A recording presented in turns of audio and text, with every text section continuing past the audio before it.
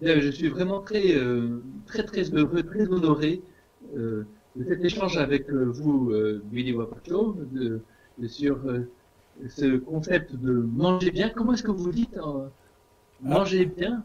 alors, dans ma langue, c'est Tchéchen. Tchéchen.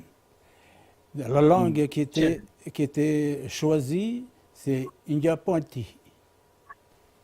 India Pointi. India Poetic. Oui. Manger bien. D'accord. C'est vrai que c'est une notion incroyablement centrale, manger. Il y a une expression en français, on dit dis-moi ce que tu manges, je te dirai ce que tu es, d'une certaine manière. Parce que c'est vrai que ce qu'on mange, ça devient nous-mêmes, c'est quelque chose d'intime. C'est en même temps c'est quelque chose qui nous relie à tout le cosmos, d'une certaine manière. Parce que manger, c'est, c'est le rapport entre soi et l'autre, hein. Il y a un échange, il y a un partage entre le fait et l'autre. Et si nous savions sentir ce que nous mangeons, dans ce que nous mangeons, on pourrait sentir tout le travail humain, tous les humains qui ont été impliqués dans ce travail, depuis les cultivateurs, le pêcheur, ceux qui ont élaboré, ceux qui ont transporté, la distribution, enfin tous les facteurs humains, j'ai aussi des institutions humaines qui sont derrière l'alimentation, qui est un énorme système, si je peux dire. Mais bien sûr, il y a aussi tout le cosmos, c'est-à-dire la chaîne de tous les vivants, les végétaux, les animaux, etc.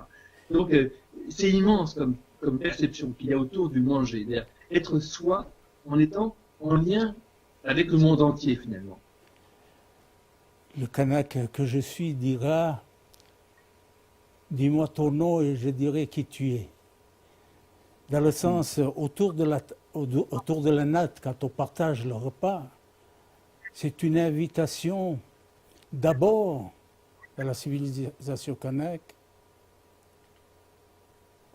à créer un espace où des hommes et des femmes se rencontrent.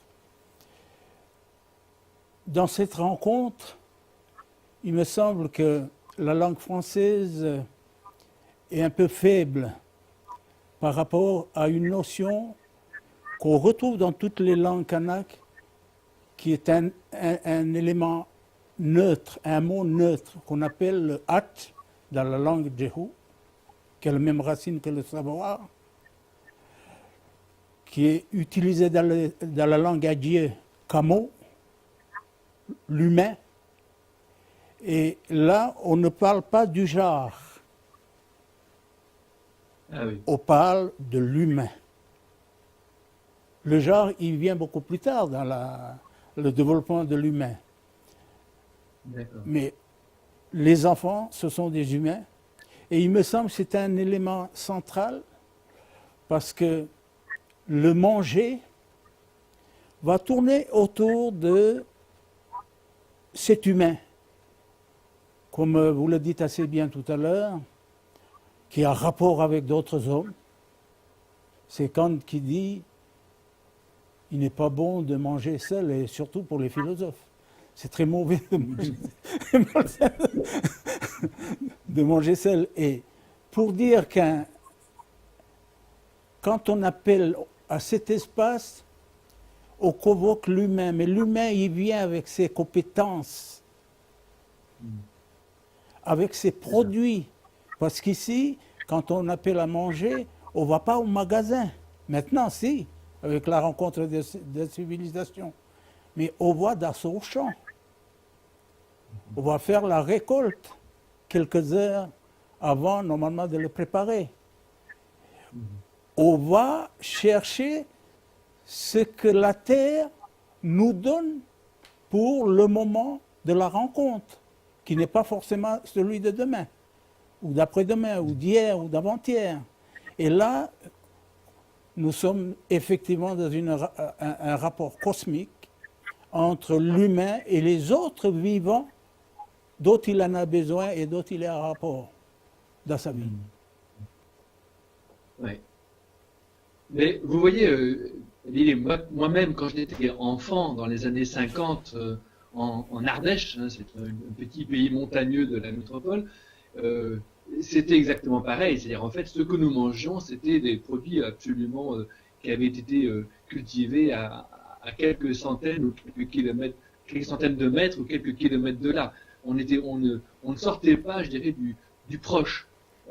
La civilisation, d'une certaine manière, aujourd'hui, elle est un peu, on confond la civilisation et la mondialisation, d'une certaine manière, qui est l'accélération massive des échanges à l'échelle planétaire. Et cette mondialisation, peut-être qu'elle nous fait oublier l'importance des cultures.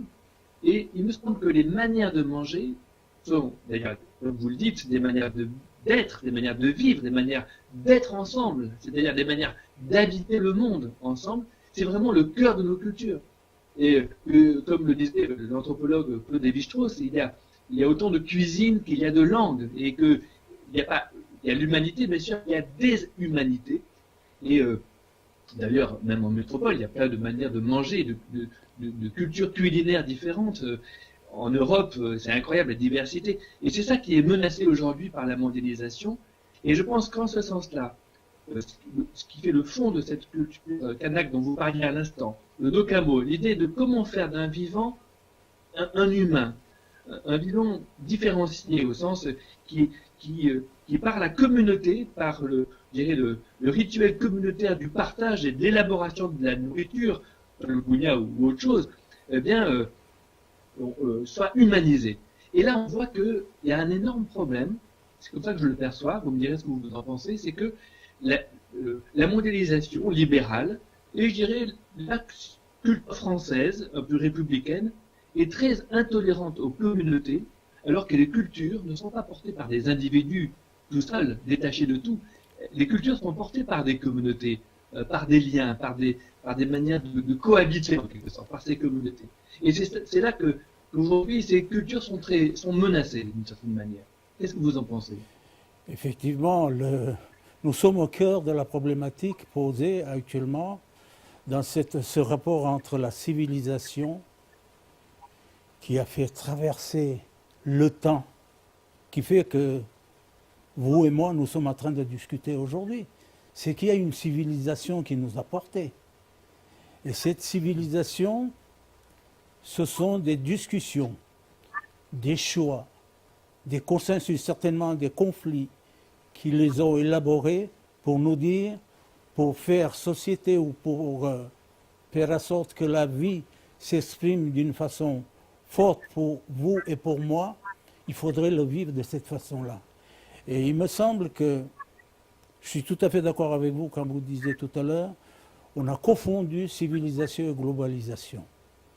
Parce que la globalisation apporte de la vitesse, apporte de la monoculture, mais d'une façon multipliée, démultipliée d'une façon puissante qui donne de la vitesse et qui fait que notre respiration sociétale est plus ou moins mise en danger. En réfléchissant sur ce problème par rapport à la Calédonie, pour donner aussi ce rapport à l'histoire, parce que derrière, c'est aussi l'histoire que nous recevons, mais que nous construisons dans nos choix.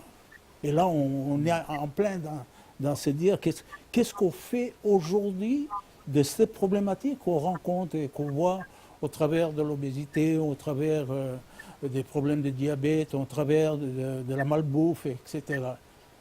Ça demande à ce qu'on fasse normalement des choix. Mais il ne faut pas oublier que la venue de Lénard, Maurice Lénard sur Doneva, à la demande des Natakanak, ce n'était pas la mission de Société de Mission de Paris qui l'avait envoyé ici, c'est à la demande des Natakanak qui étaient sur la Grande Terre. Il me semble que nous nous retrouvons de nouveau sur une même période difficile par rapport à ce rapport.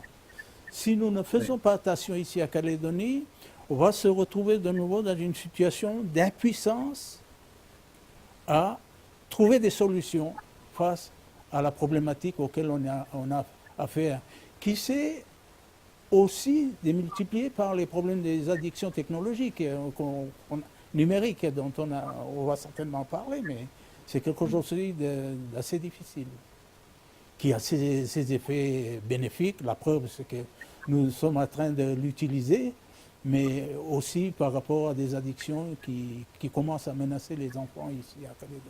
Oui, tout à fait. Tout à fait. Moi, en fait, je voudrais faire le lien entre cette dialectique de la culture, on va dire, hein, et la situation qui est la nôtre d'être des omnivores. Parce que finalement, nous sommes des omnivores. Les herbivores, ils sont capables, par exemple, de tirer toute leur nourriture juste d'une herbe, d'une sorte d'herbe, par exemple. Nous avons besoin, constitutivement, en quelque sorte, nous avons besoin de diversité alimentaire. Et c'est important parce que c'est ça qui a obligé les humains à sans cesse inventer, innover, explorer, essayer, goûter des nouvelles choses, en quelque sorte. Hein. Et donc, du coup, s'adapter et se diversifier selon les différents écosystèmes dans lesquels nous sommes rentrés. Et donc ça détermine ce qu'on appelle la néophilie. On aime le nouveau. Hein, parce que nous sommes des omnivores, nous aimons le nouveau. Oui, mais en même temps, tout nouvel aliment peut être un danger. C'est d'empoisonnement, il y a un danger. Donc il y a une anxiété humaine, une anxiété d'omnivore, si je puis dire, qui est très typique des omnivores. Qu'on partage peut-être avec les ours, je ne sais pas, avec d'autres animaux.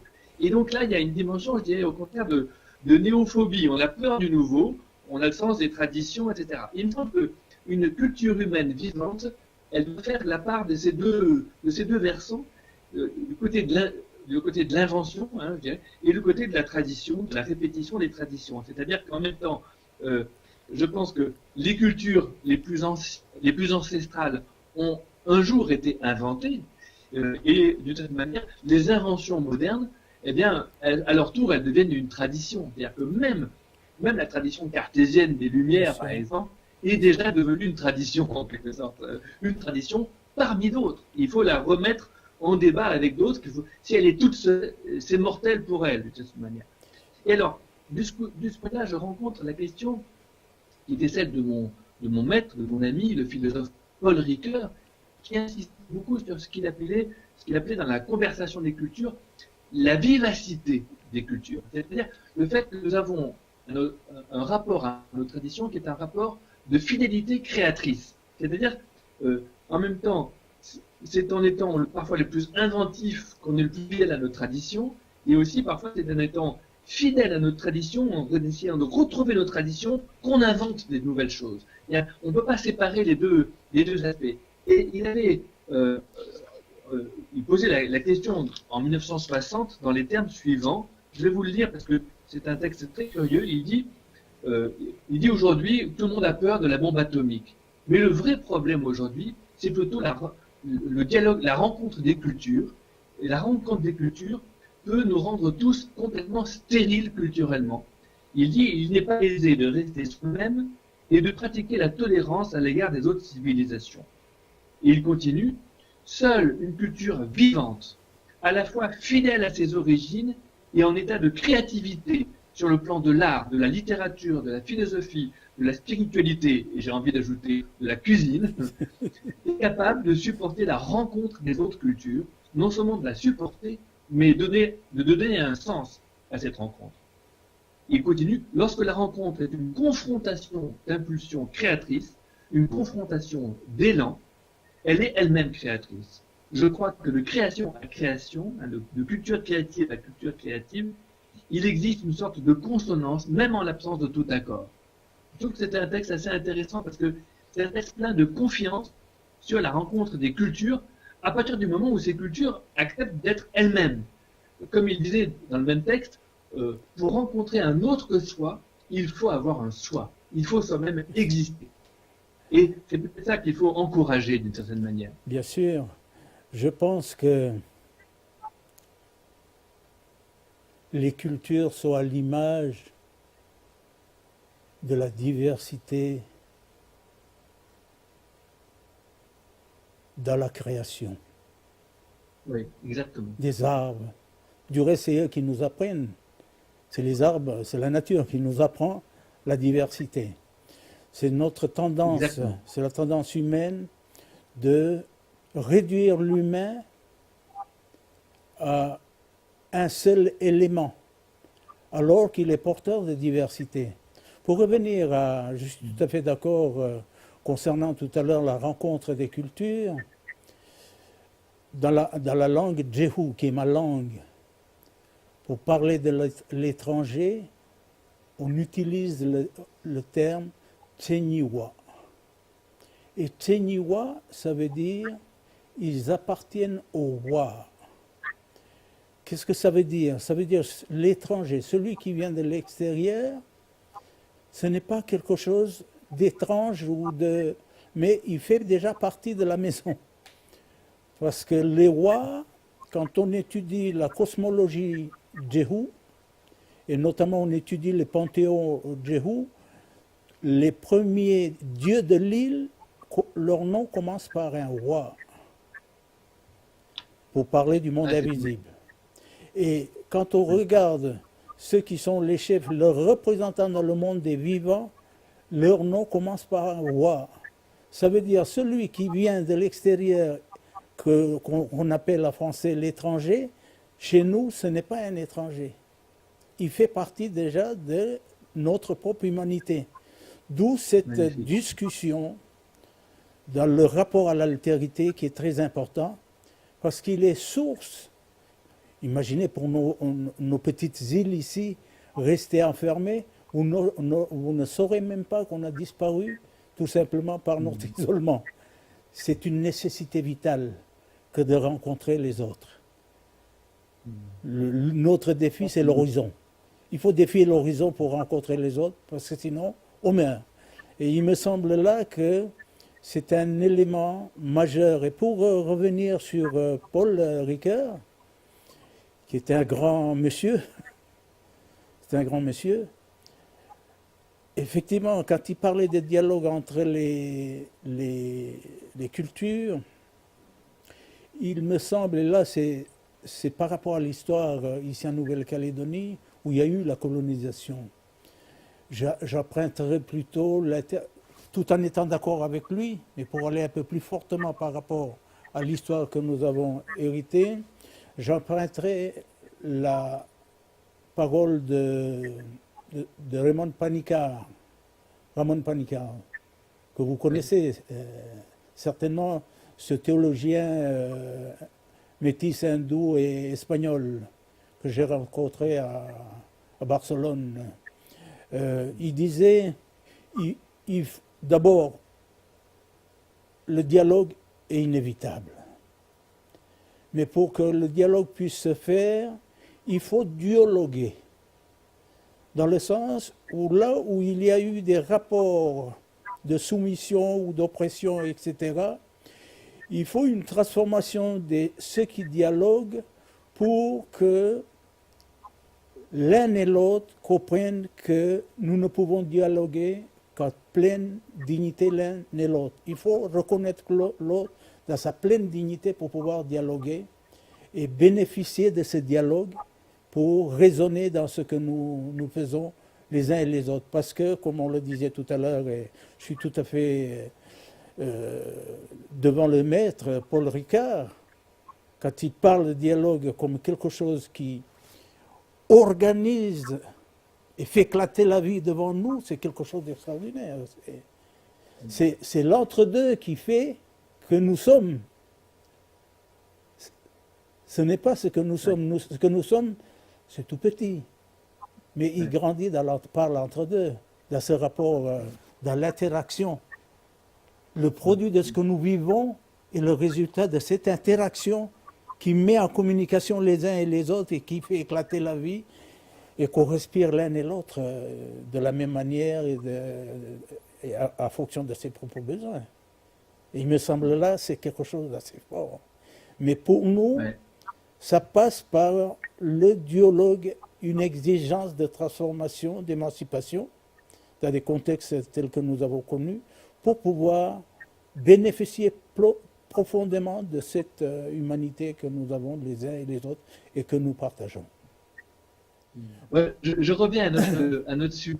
Et c'est vrai qu'on a une conception parfois du manger beaucoup trop utilitaire, rationnelle, technique, d'une certaine manière techniciste, et on manque la dimension imaginaire, la dimension symbolique. Symbolique. mythique. Voilà. Et je me disais, justement, c'est comme ça qu'on on manque le fait que dans l'alimentation, il y a forcément de l'imaginaire, mais du coup aussi dans le rapport à l'image de soi. Et que du coup, nous avons aujourd'hui des images de l'humain, l'image de l'humain en forme, il doit être forcément maigre, forcément sportif, athlétique, hygiénique, etc. Et on ne respecte absolument pas, on est incapable de voir la diversité des corps tels qu'ils sont dans leur diversité. Et ça, c'est un point important par rapport à un sujet qu'on n'a pas encore abordé, qui est la question de l'obésité. L'obésité, bien sûr, elle est liée à la malbouffe mondialisée, mais elle tient, me semble-t-il, aussi à un changement global de régime de l'humanité tout entière, parce que c'est mondial, c'est un problème mondial. Dans toutes les sociétés, il y a le problème de l'obésité qui a éclaté depuis quelques années ou quelques décennies. C'est un problème mondial parce que d'un côté, on est dans une société de surabondance, de profusion. Il n'y a plus comme autrefois les disettes, les pénuries, alors que nos corps sont faits pour stocker entre les périodes de disette et les périodes d'abondance, justement, parce qu'il y a des saisons différentes. Il y a ouais. Et donc, aujourd'hui, on est tout le temps dans l'abondance, dans la surabondance, d'un côté. Et de l'autre côté, on est une société mécanisée, c'est-à-dire on ne fait plus d'efforts, il y a des voitures, il y a la télé, etc. On est tous des consommateurs. Et du coup, il n'y a plus besoin de jambes. Comme dans le film Wall-E, on n'est plus que des estomacs qui mangeons, on ne bouge plus, on ne marche plus. Donc, il va falloir trouver quand même à casser cette espèce de régime monstrueux dans lequel l'humanité s'est enfermée. Et d'une part, il faut bien sûr remettre de la marche, retrouver nos jambes, les intégrer à nos habitudes ordinaires, hein, pas aller faire du sport en plus, etc. Mais aussi simplement préparer les repas ensemble, retrouver des rythmes familiaux, des rythmes communautaires, peut-être justement réapprendre le partage de la préparation de la cuisine et du repas surtout comme lié à la conversation. Là, c'est tout ce que vous disiez tout à l'heure au début de notre entretien, c'est-à-dire on ne peut pas séparer la nourriture et la parole. Il y avait quelqu'un, on le connaît, dans l'Évangile, qui disait « L'homme ne se nourrit pas de pain seulement, mais de toute parole. » Bon. On ne se nourrit pas, on a besoin, l'oralité, le plaisir oral, c'est aussi le plaisir de la parole. On a besoin de se nourrir de parole, et ne serait-ce que pour les bébés. Si chaque fois qu'ils pleurent, on leur met le biberon dans la bouche, on les fait taire de cette manière. Non, ils ont d'abord besoin de parler eux aussi. Et donc il faut qu'on retrouve le plaisir de la conversation, simplement de la parole, au milieu des aliments, au milieu du manger. Ça fait partie du même plaisir oral, si je peux dire. Bien sûr. Il y a nous sommes réinterrogés dans notre rapport à notre corps, dans notre rapport à la nature, dans notre rapport à la terre, dans notre rapport à notre rythme respiratoire, dans notre rapport à la parole qui nous construit. J'ai découvert ça avec les Indiens en Amérique latine dans une mission sur le nord de l'Argentine, chez les Toba. Ils écrivent dans les écritures « Ne tuez pas l'oiseau, parce qu'en chantant le matin, ils vous disent que vous êtes encore vivant. » Ce rapport à la parole est essentiel. Le rythme donné par la mondialisation, l'accélération de la vitesse des activités, le martèlement de ces activités qui nous robotisent, il me semble que c'est un problème d'ordre politique très important. Redonner à l'humain sa capacité à être humain, tout simplement. Et ça passe par la discussion, ça passe par la préparation des repas, ça passe par le choix de ce qu'on va manger. Je suis assez étonné quand normalement les mamans préparent à la maison, quand maman prépare à manger, elle nous demande d'abord le matin comment vous vous sentez le matin. Parce que le repas sera préparé en fonction de la santé de ceux qui mangent. D'une part, parce qu'on sait que quand on mange, on va accéder à la compétence, ne serait-ce à la compétence de cuisiner. On ne mange pas sans préparer à manger. Exactement. Et peut-être c'est cette partie de dire il est plus facile que j'aille chercher au magasin plutôt que de préparer à manger qu'il faut redonner à l'humain de telle manière à ce qu'il vit son rythme et en même temps aussi son rapport à ses nourritures. On signalait tout à l'heure ce rapport à la nouveauté, à la création. Mais la création, c'est le regard de l'autre qui fait l'étonnement philosophique. Exactement. Sinon, on ne fait pas de la philosophie. Et donc, il me semble là que le repas, il faut lui redonner normalement la place importante qu'il a. Il est évident que, par exemple, chez nous, quand on dit on va manger ensemble, il n'y a point dit. Quand on va manger ensemble, c'est une convocation de ce que soi a produit et en même temps ce que la nature lui a donné et la terre à ce moment de la période de... Tu n'as pas autre chose que ça. Par contre, c'est tes compétences qui vont normalement leur donner plus de saveur, plus de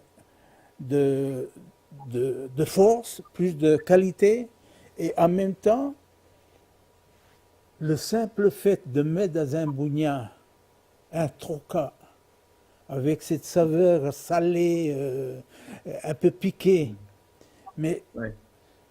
les vieux commencent à discuter. Ceux qui ne peuvent plus se déplacer, ils vont faire la transmission des lieux où il faut aller les chercher les trocas, les lieux où il faut aller chercher le poisson.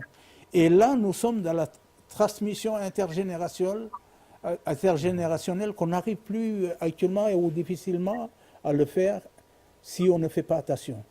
Parce que maman est occupée, papa est occupé, les enfants sont à l'école, ils mangent des repas dont ils ne savent pas qui a préparé, et en même temps, ils ne savent même pas ce qu'ils mangent, mais en tout cas, on leur dit de manger. Ça pose énormément de problèmes. Comment l'humain actuel peut se sentir humain dans ses rapports à la vie et dans son rapport au cosmos et dans son rapport à l'altérité ou à ce qui l'environne pour pouvoir faire son choix. La fabrication de la culture. C'est ça la question, c'est comment transformer l'angoisse alimentaire, les peurs alimentaires, parce qu'il y a aujourd'hui beaucoup de peurs. Peur d'empoisonnement, peur de maladie, peur de mutations génétiques, les mutations, on ne sait pas ce qu'on mange, même si c'est étiqueté, même si c'est emballé, même si c'est avec des marques, on ne sait plus ce qu'on mange. Et donc, retrouver cette confiance, retrouver ce sentiment de sécurité alimentaire, parce qu'on mange d'abord des produits le plus possible locaux, on se rapproche des cultures, en quelque sorte, mais aussi parce qu'on respecte justement, on ne met pas des produits chimiques excessifs, on fait attention à la biodiversité, hein, tout cela. En même temps, bien sûr, je pense que, comme vous disiez, pour cela, il faut redonner le goût du plaisir de le préparer ensemble. Moi, j'ai un enfant, mon dernier fils, il a 15 ans. Chaque fois que je prépare un repas, que je fais de l'épluchage de légumes, de patates ou de haricots, etc., je l'appelle. Et maintenant, il est très content de venir parce que c'est toujours un moment de plaisir. C'est un moment où on parle, c'est un moment où on a les mains occupées pour l'épluchage ou pour la préparation du repas. Il est toujours très content de préparer le repas avec moi. Et en même temps, sans doute, je lui apprends sans le savoir des gestes pour préparer le repas. J'imagine que c'est ce qui se passe sans cesse chez vous, je dirais encore plus qu'aujourd'hui dans les grandes villes partout dans le monde. Oui, et puis sans compter le fait que la préparation des repas nous met en présence des odeurs. Des odeurs, toutes les découvertes actuellement en neurosciences le confirment, la préparation de la digestion et se fait avant la prière pour le repas, hein. Avec la senteur, les odeurs des plats, etc., et qui préparent tout cet corps à recevoir. Quel est le repas le corps qui n'est plus préparé à recevoir un repas actuellement par la vitesse. Et effectivement, il me semble que ce phénomène de dérèglement, même au niveau de la constitution du corps, lui-même, les cellules, etc., nous pose des problèmes par rapport à ce qui se passe. Et il nous faut réinterroger à notre rapport à la vie elle-même. Mais pour revenir à ce qui il me semble important tout à l'heure, vous parlez de l'angoisse de la nourriture. On l'a vu lors des problèmes de la viande, des vaches folles. Il ne faut pas rajouter à une angoisse de la mort qui existant déjà une autre angoisse, ou multiplier les angoisses. Et là, vous pouvez peut-être nous en parler. Paul Ricoeur le dit très fortement, ce rapport-là aussi est très important. Oui, il faudrait... La peur est mauvaise conseillère. Voilà, c'est ça. Et au moins, il faudrait transformer la peur de en peur pour. Que ce soit qu'on fasse attention pour les générations futures, pour les autres, etc. Et non pas tout le temps chercher nous-mêmes à nous préserver en quelque sorte de tout ce qui serait dangereux. Parce que cette conception de moi je veux me protéger, même par rapport à l'agriculture bio, par exemple. On parle beaucoup en métropole d'agriculture bio, je pense qu'on commence à en parler en Nouvelle-Calédonie aussi. C'est pas seulement pour ma santé, c'est aussi pour le respect de la multiplicité des espèces, de la biodiversité. Ça fait partie de ce respect de la diversité des espèces qu'on a besoin justement de respecter. On a besoin d'insectes pollinisateurs. Aujourd'hui, trop souvent, il y a des régions en métropole où il n'y a plus d'insectes pollinisateurs. En Allemagne aussi, c'est extrêmement grave. Et donc, on a besoin d'une réelle révolution dans notre conception, je dirais, de l'agriculture tout entière, en ce sens-là aussi.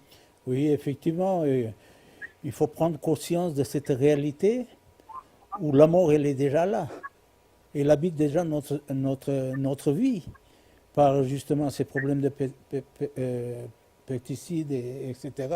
Et il me semble qu'il faut revenir à la culture naturelle, aux plantations naturelles, qui permet de... Parce que la biodiversité, elle n'est pas donnée déjà. Elle se construit au fur et à mesure. Elle se renouvelle au fur et à mesure. Et donc, elle se multiplie. Je reviens tout à l'heure, il y avait un élément dont on a touché, mais qui me semble aussi qui procède de la même problématique. C'est qu'on réduit l'homme à une unité. Nous sommes uniques dans notre genre. Chacun est unique dans son genre. Et de par cette unicité, la préservation de la diversité est effectivement un élément auquel il faut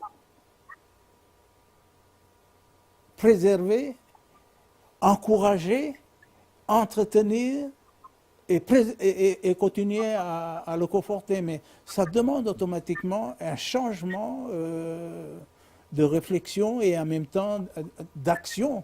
L'agir de Paul Ricoeur nous le dit fortement. Une pensée qui n'est pas incarnée n'est pas une pensée, ou c'est une pensée morte. Il faut automatiquement l'agir et il me semble que ça fait partie des urgences de notre case planétaire actuellement, que d'une part de réfléchir, de trouver des solutions, mais en même temps agir, en sachant bien que nous sommes dans des domaines du tâtonnement. Même si la science parfois nous donne, c'est un outil très intéressant, mais il faut éviter de la célébrer trop souvent.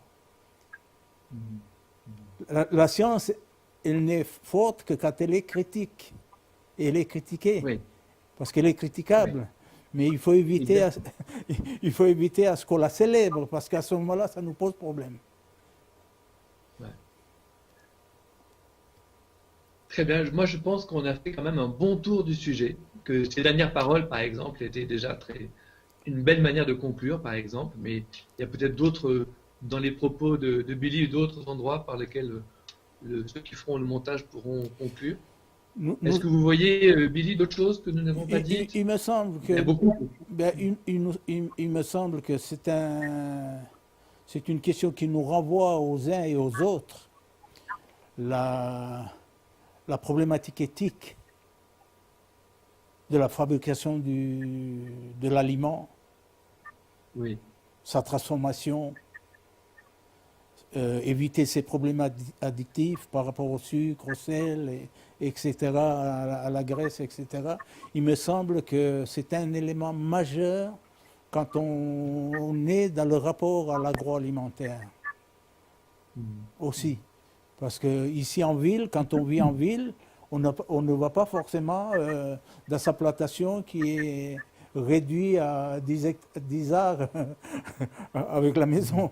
Donc ça veut dire automatiquement que l'homme est rappelé dans sa responsabilité ouais.